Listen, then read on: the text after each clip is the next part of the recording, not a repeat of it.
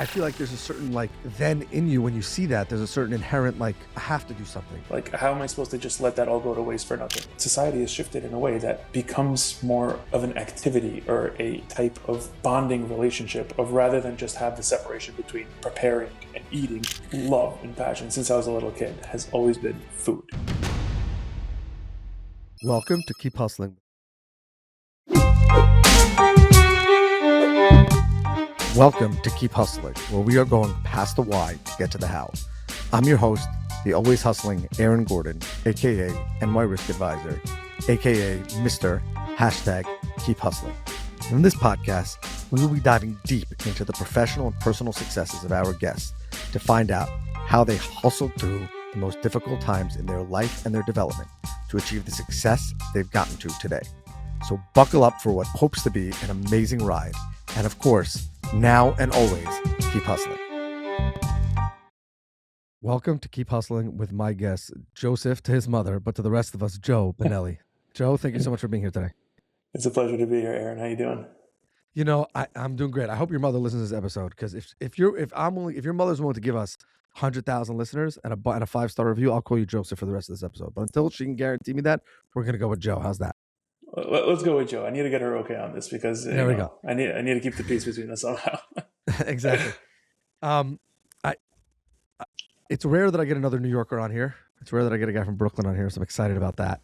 So New Yorker and Brooklyn. So I cut both pieces of that pie. Exactly. I'm not from Brooklyn, but I like the Brooklyn energy, so we're gonna have fun. I want to just start with a question, and that is, you are in a very interesting industry in that most people, when they talk about being entrepreneurs, especially in the 2020s, now we're in 2026, don't think about custom kitchen cabinets.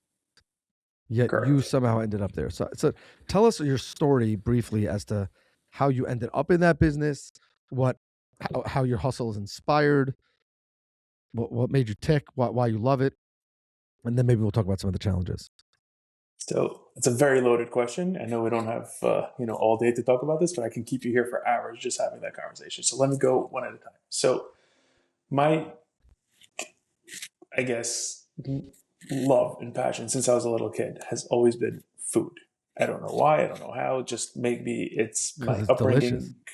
Besides for that, my parents are from Georgia, not Atlanta, meaning the former Soviet Union, Georgia. So food is a very big. Great food. Correct. So food is Georgian food. Very big staple in that type of environment. Every dinner, there is no such thing as just food for the sake of food. Every food brings with it a vibe, a blessings that go around the table. It's just every occasion to eat is not just for the sake of eating, it's for the bringing everyone together. So growing up with my parents, my grandparents in the same house, it really taught me to take food as more than just consumption, but more so as being able to spread the warmth that food brings with the people you enjoy it with. So I always wanted to be a chef, but as I got older, it's turned out that the reality of being a chef is not as much the common ground as it is you got to make money, you got to support, you got to do everything. So there's a very big ladder to climb in regard from going from a nobody to somebody in regard to that field. So, now it's easier with TikTok and Instagram and social media and all that. But, at the time I was growing up, it was a little difficult. So what's the second aspect of what comes with food or being a chef? The kitchen you cook in. So the way I was able to divert from my passion for food into the ability of giving people that atmosphere, that warmth of being able to be in first of all, a kitchen that works for them and is not just, beautiful to look at, but is actually logistically carefully planned so that it works with your lifestyle, it works with your environment, with how you function, how you need to be able to be in the groove to make your everything happen. And that's really where it escalated from them. And there's also a very big niche in regard to maybe just New York, Muncie, Monroe, New Jersey, Five Towns, all the areas that I cater to, that people are going in a more custom, high-end, luxurious atmosphere when it comes to the kitchen. So that's just something that I was able to go from my love for food into that aspect. And it's also very slept on. People think custom built houses, they're like, oh, okay, you have beautiful, but it needs to function besides for just, looking pretty. So I want to talk about kitchens in a second because I actually have a lot to say about it. But I want to go back to something that you mentioned, and that is you said that you grew up in the same house with your grandparents. Is that correct? Yes, we were right, not in the same physical. We were in an apartment building. We were 3A and they were 3B, so right next door to each other. What impact do you think that had on your life? Because I think one of the lost arts of people in our generation feeling that they need more space is that like super tight, awesome familial vibe. And my mother was born in a displaced persons camp after the Holocaust. My grandparents were Wow. survivors. But I live in a neighborhood. There's a large Georgian population where I live, or in Huron Hills, Queens. And one of the things that I see that I'm envious of those areas of the world when they came to New York is staying together and being inspired together and working together and doing all those things. So I imagine that forgetting the food aspect of it, just having nothing to do with what you're doing today, but just Right. that familial, that love, that opportunity, that it's got to be something that's impacted you in the long run. There's no way to fathom or put into words the effect growing up with my grandparents had on me.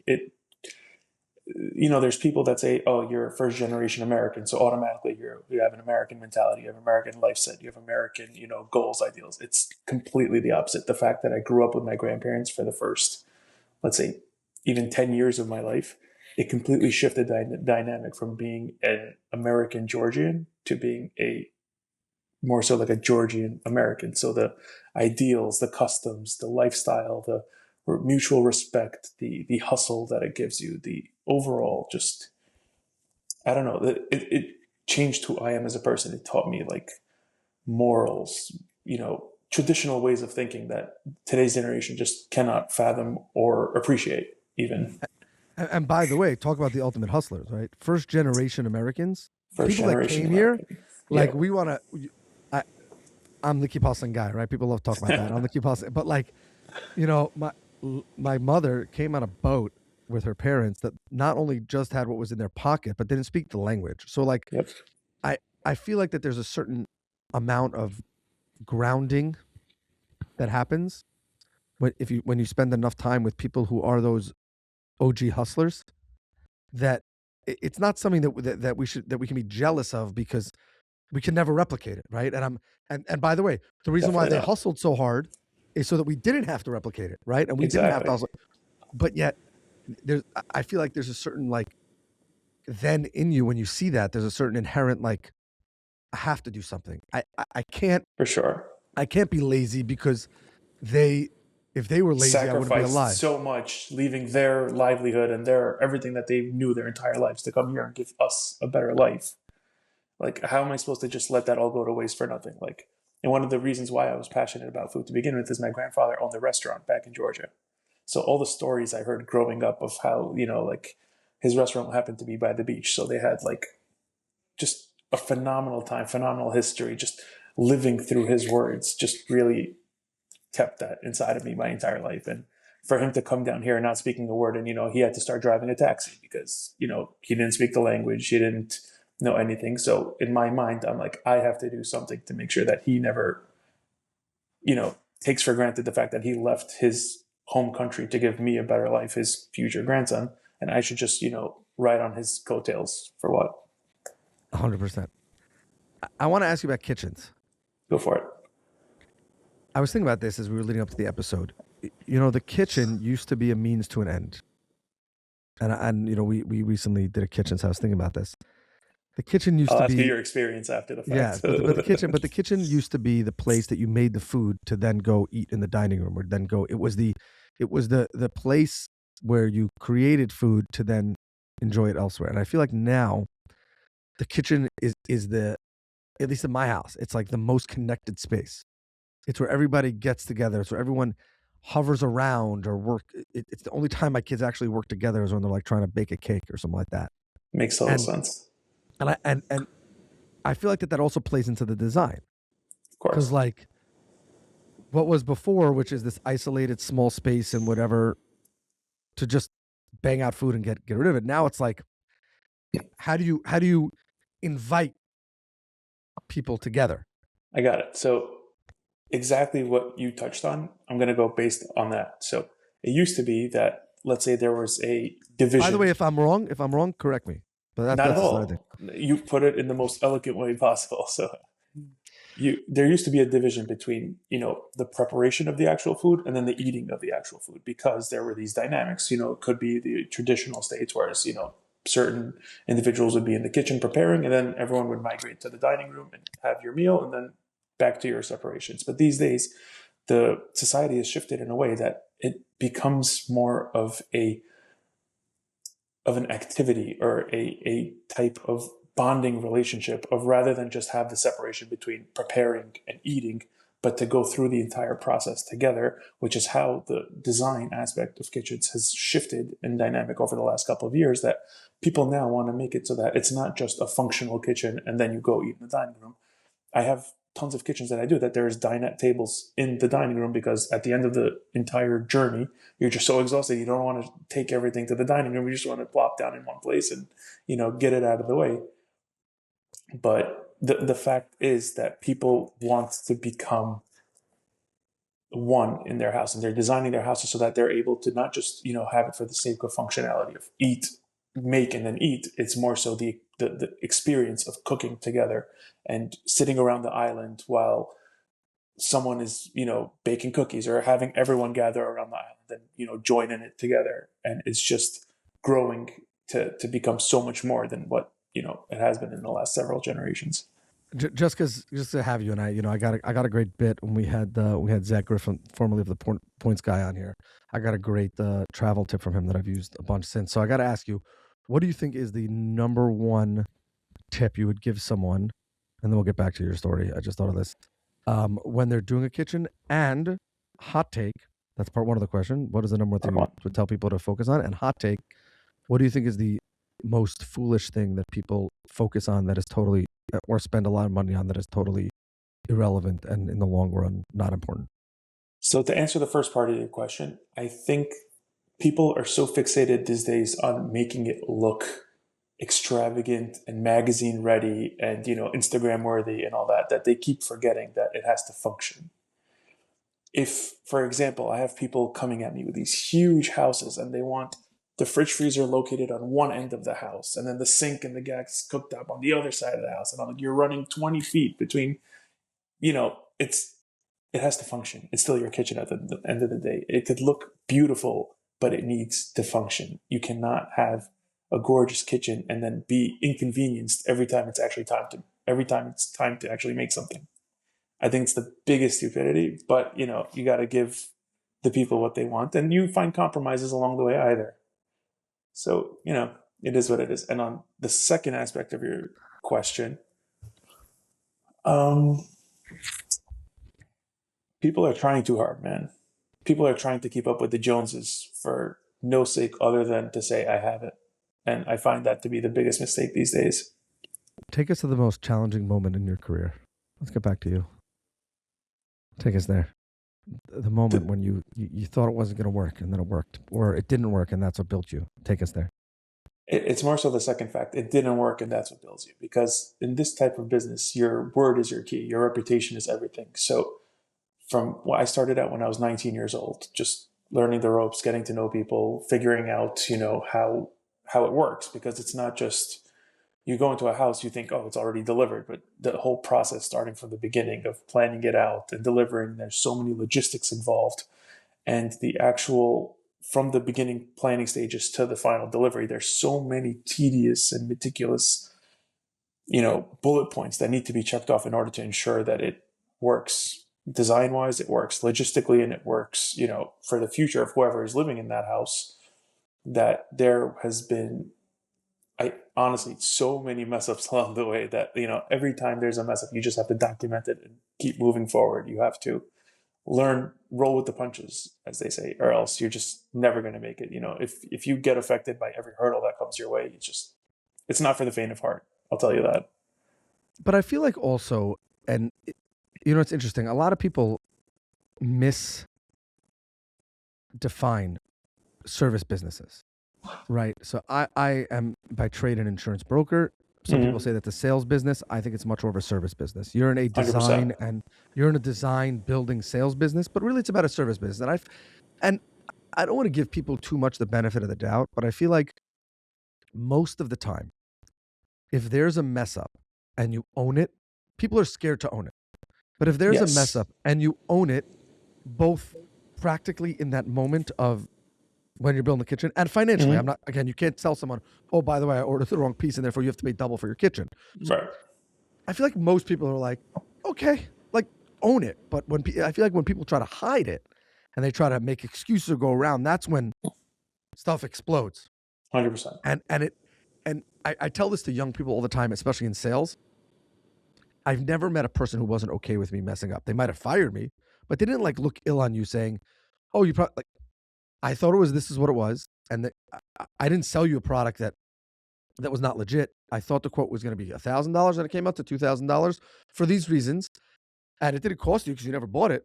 Right. But I can't sell you something that's not right or deliver something that's not right. And most of the time people say like, okay, like as long as you can fix it or as long as you can give them another option.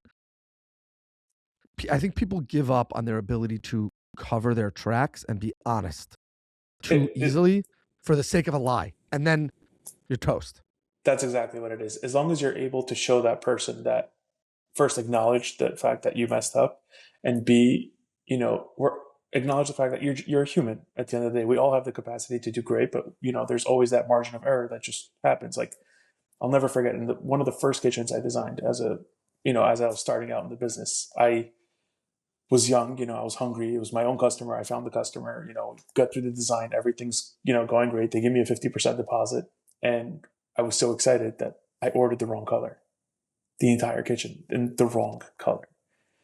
And we deliver it and I get a phone call. I'm like, oh, she's going to be so happy. We just finished installing it. And, like, this is my first time to, earn my stripes in this business. And I'm going to my boss. I'm like, yeah, watch this phone call. This is not what I ordered. And my heart just dropped. I'm like, what do you mean? I ordered it myself, No, this is not what I ordered. It's completely out of left field. Like, for example, I don't remember the exact colors, but let's say she ordered white. It came blue. Right, it wasn't like a different shade of brown. No, like you're toast. Not. You're toast. It was completely and utterly the wrong color. I had to order a completely new kitchen. But instead of, denying the fact that, oh, what do you mean? I would never mess this up. I can't, how would I ever, I'm the best salesman in the job. No, just, it happens. You live your life. And how did the customer react? I promise you, I thought I was going to get fired. I thought I was going to have to take that money out of my pocket.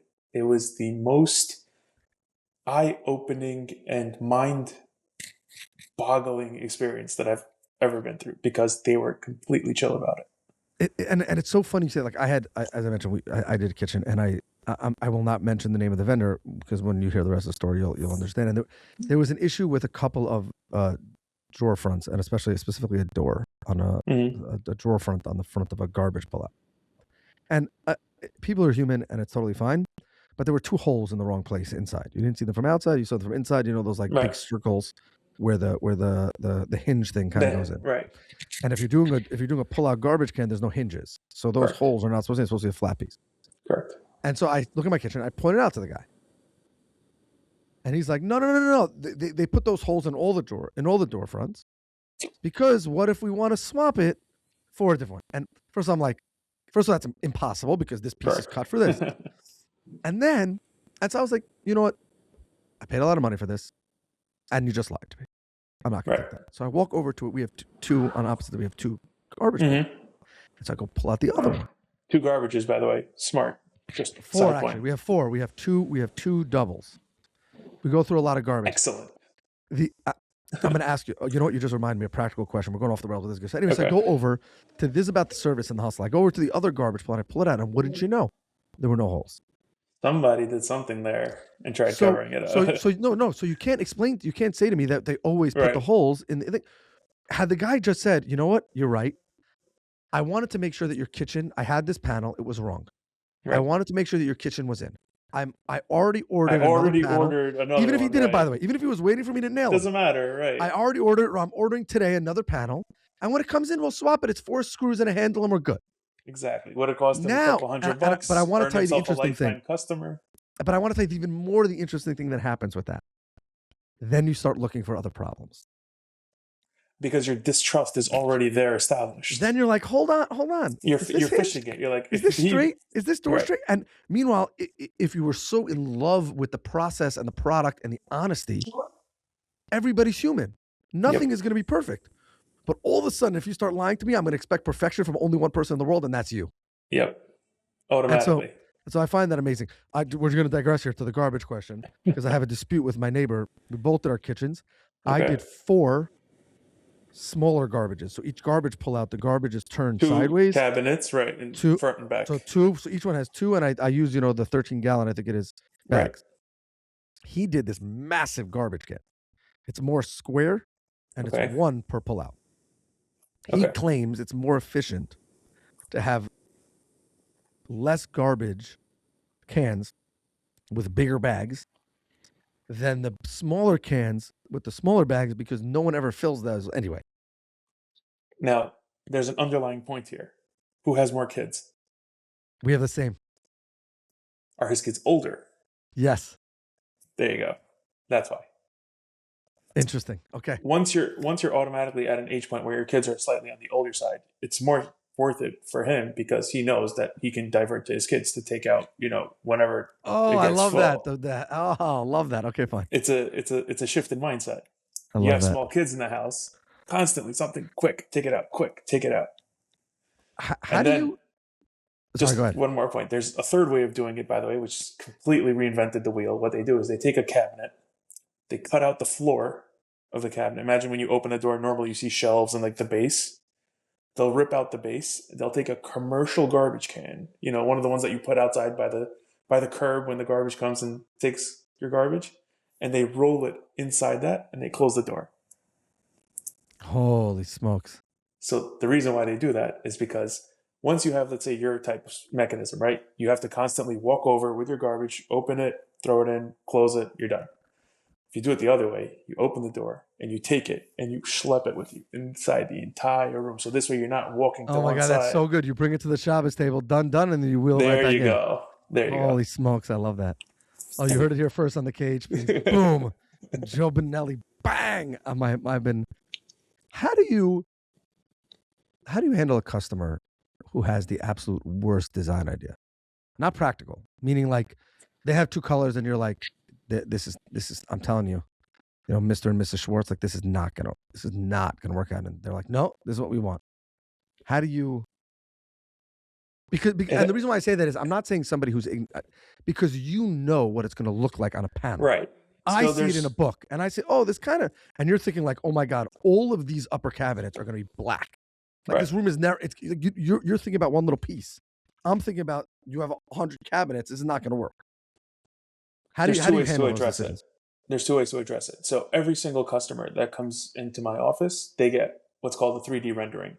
Once you pick finishes, you get to see that what your final kitchen will look like, let's say in a draft. The floor you pick, the cabinet colors you pick, the island countertop color you pick, the light fixtures you pick. You get to see a 95% accurate picture of what the representation of your kitchen will look like. That's A.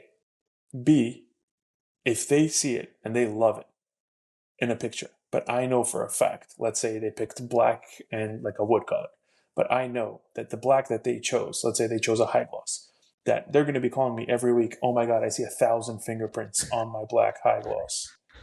And I would tell them, you came to me, right? If I don't tell you that there's going to be A, B, and C that you're going to be calling me about every other week, I am not doing my job. So here's my disclaimer. You like this color? Great. You're going to see a ton of fingerprints. You're going to complain, and your cleaning lady's going to get fired after 2 weeks because she's just going to be scrubbing your doors every other day. If you still are okay with that, by all means. And I make them sign it off it. It's so funny you say that because my wife literally sat down, like she said, listen, I have a lot of design ideas, but number 1, no smudges. So if I say something that you think we have 5, we have 5 kids, thank God. And like, beautiful. She's like, listen, I will defer to you. You got to give me some options. Don't tell me there's only one, whatever. But like, if I choose something, you're like, that's not going to happen. It's not going to happen. So I love that. What's the age range on your kids? 3 to 14. 3 to 14. Okay. Yeah, it's a serious situation. I have a 2-year-old daughter, and I just had newborn twins. No way. I'm a twin. Really? Yeah, boys, girls, what are they? 2 boys. Unbelievable. You're in for it, man. Yeah. I'm going My through it, mother man, says it was the every day. greatest thing ever. My mother said it was the greatest thing ever. My father, Allah Shalom, said it wasn't. I will say they'll be, even if they are not, I'm going to give you, we're going to get a little deep here on the KHP. This is not usually, I don't usually get personal here, but I'm going to say something to you because you struck a Go chord. for it. I'm bringing it out. And I know my brother listens to every episode, so this one's for you, Daniel.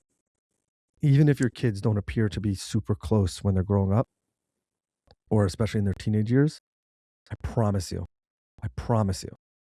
that unless, God forbid, something catastrophic happens in their lives between the two of them, they'll be closer than you could ever imagine when they hit their 20s and 30s. And when they look like they're going to rip each other's head off, it's all going to be worth it because I speak to my twin brother every single day. And we live somewhat different lives, but every morning we call each other, we make sure that we speak to each other. And that's not to the negative of my older brother. My other siblings who I love, that's not what I'm saying, but it's a different level. It's a different level. But and just wait till they pick up wrestling. Holy smoke. You're toast, bro. Give me some life advice. How do I get my kids to that point? Because I see that there's no basis anymore. Like they used to be, the old generation used to teach us, this is what you do. You only have each other. This is, I feel like those ideals kind of left at some point. And by the way, I think that this goes to keep hustling. So good question. I never get asked questions, so I appreciate that. I think that people return to the source and people return to their core. And it's important to not lose sight of that when you're raising your kids, in that forcing a very close relationship will never work. But if you understand the fact and believe the fact that, especially your twins, this is not to the detriment of your daughter, but they literally were formed together. I can tell you some creepy stories of me breaking my arm in a catastrophic way in 5th grade and my brother vomiting in his classroom within 30 seconds. Totally not even close to it. My mother tells a great story of me not letting her go to sleep and waking her up 50 times in the middle of the night until she finally went over and took my brother's temperature when he was fast asleep. Rule number 1, never wake a sleeping baby. He was 4 years old and he had massive high fever. So if you understand that is the basis, again, barring something, God forbid, really catastrophic happening between the two of them, and I don't mean a fight, And you hear so many stories these days, these brothers, they split for the stupidest reasons. In my mind, our parents raised us very well. Our parents raised us very, very well. In that, also, I think that people who talk the talk but don't walk the walk on the importance of family and those relationships. Mm-hmm. We grew up in a house where our parents showed us what it's like to support your siblings, what it's like to support your parents who are alive, what it's like to have everybody at the table, regardless of their, agreement or disagreement about anything that might be going on. And I think that, and then when you see that, you kind of love that value. So that's what I would say. Which gets taken for granted. I feel like in today's generation, there is no more that. It doesn't. Exactly. It's not a thing anymore. But listen, I'm happy I never had twins, but more power to you and more power to your wife, bro. Listen, it's the best, but I wouldn't wish it on anyone, especially with a toddler. You're gonna get through it. It's gonna be awesome. Joe, thank you again for being here. As you know, we have a closing tradition on this podcast. Yes. Where we ask our guests to leave us with their favorite motivational or inspirational quote. So with that, I'm going to ask you for your favorite motivational, inspirational quote and how it inspires your hustle. I'm going to say thank you again for being here. Thank you so much for having me. It's honestly been a vibe. It's been awesome getting to know you and, getting to feel what it's like here. I wouldn't say it's an inspirational quote. It's just something that an ideal that I live by. It's don't compare yourself to who you were yesterday. Look forward to who you're going to be tomorrow. I love that. Because that's it. And that's how you keep hustling. That's it. You're awesome. This has been another episode of Keep Hustling. Remember, do well by doing good. And of course, and always, just like Joseph, keep hustling. All right, hustlers, that brings us to the end of another fantastic episode. Thank you for listening. Be sure to subscribe to our podcast so you never miss an episode. If you have any suggestions, comments, or even just want to say hello, please feel free to reach out to us on all social media platforms. We are Keep Hustling Pod. Until next time, stay curious, stay hungry, and keep hustling.